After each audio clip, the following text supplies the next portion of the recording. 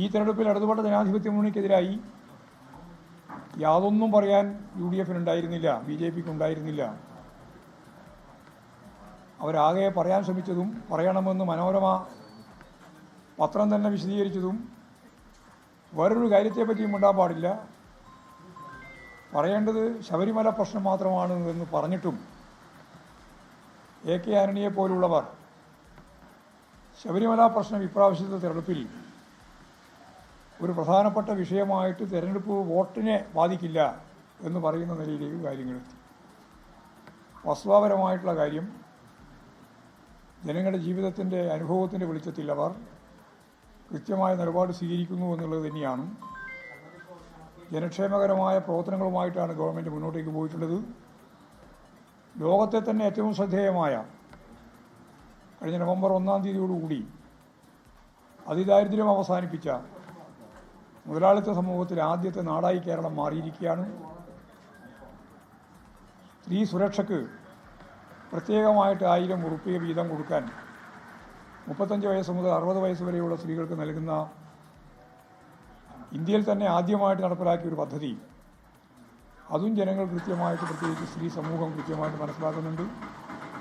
ഇങ്ങനെ എല്ലാ തരത്തിലും പെൻഷൻ്റെ വർധന ഉൾപ്പെടെ എല്ലാതരം പെൻഷനുകളും കൈക്കൂലിയാണ് എന്ന് അവതരിപ്പിച്ച UDF-ൻ്റെ നേതാക്കന്മാർക്ക് ഈ തെരഞ്ഞെടുപ്പിൽ കൈക്കൂലിയെ സംബന്ധിച്ചും പെൻഷനെ പറ്റിയും പറയാൻ തന്നെ സാധിക്കുന്നില്ല എന്ന അവസ്ഥ വന്നുചേർന്നത്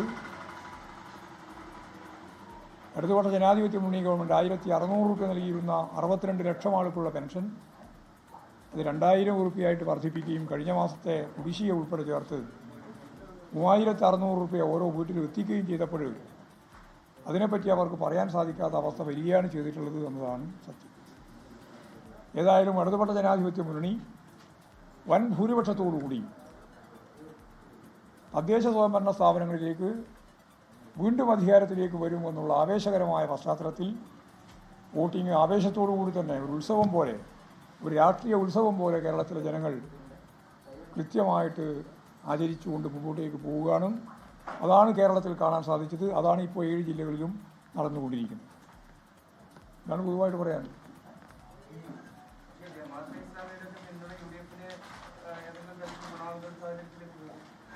ജമാഅത്തെ ഇസ്ലാമിയുടെ പൂർണ്ണമായ പിന്തുണയോടുകൂടിയാണ് UDF യഥാർത്ഥത്തിൽ ഈ തെരഞ്ഞെടുപ്പിനെ അഭിമുഖീകരിച്ചത്. ഇടതുപക്ഷ ജനാധിപത്യ മുന്നണിയെ നേരിടാൻ നിലവിലുള്ള UDF-നാവില്ല എന്നവർക്ക് മനസ്സിലായി. അത് പാലക്കാട് ഉപതെരഞ്ഞെടുപ്പിലും കഴിഞ്ഞ പാർലമെൻറ്റ് തെരഞ്ഞെടുപ്പിലും ഒക്കെ അവർക്ക് മനസ്സിലായതാണ്.